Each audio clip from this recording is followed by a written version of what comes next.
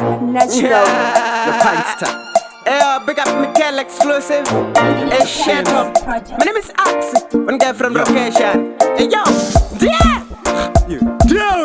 Mikelah exclusive. Yeah, pure. Yeah. Oh, yeah. Waka. Yarikotitisa Fire-Kufonera Mwari. Asikomtitisa kufuka machi na mata Mwari. Pamusoro pachona over ampa mari. Vanhu va Mwari. Izvozvizvi Mwari.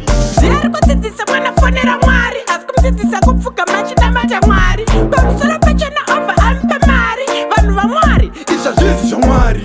Inini hangu ndichafa ndisina mari. Asina Mwari. Tine ushamwari. Chandinoziva Mwari atengwe nemari. Ndinofuka manemabvi ndichina mata Mwari. Vaprofita vamukazotipa Mwari. Vakuchidadira manje vanhu vasina mari.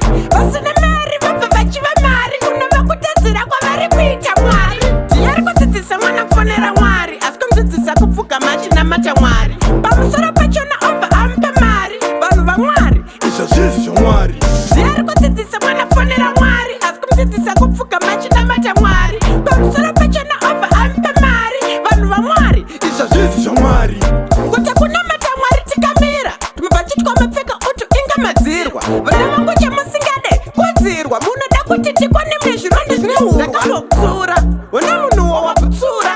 Inzwa ari kureurura. Hura yake riya. Uchikwira manera. Madam. Yarikudzidzisa Fire-Kufonera Mwari. Asikomdzidzisa kufuka machi namata Mwari. Pamusoro pachona obva amupa mari. Vanhu va Mwari. Izvozvizvi Mwari. Yarikudzidzisa Fire-Kufonera Mwari. Asikomdzidzisa kufuka machi namata Mwari. Pamusoro pachona obva amupa mari. Vanhu va Mwari. Izvozvizvi Mwari. Inini hangu ndichafa ndisina mari. Asina Mwari.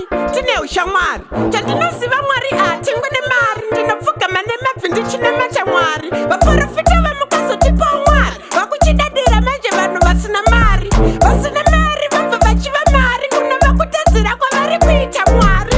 Yarikudzidzisa Fire-Kufonera Mwari. Asikomdzidzisa kufuka machi namata Mwari. Pamusoro pachona obva amupa mari. Vanhu va Mwari. Izvozvizvi Mwari. Mikelah exclusive. Fire-Kufonera Mwari. Asikomdzidzisa kufuka machi namata Mwari. Pamusoro pachona obva amupa mari. Vanhu va Mwari. Izvozvizvi Mwari. Zviri zvaMwari here izvi? Hai, zvine zvajaji izvi. Izvi ndezvajaji in the name of Jesus.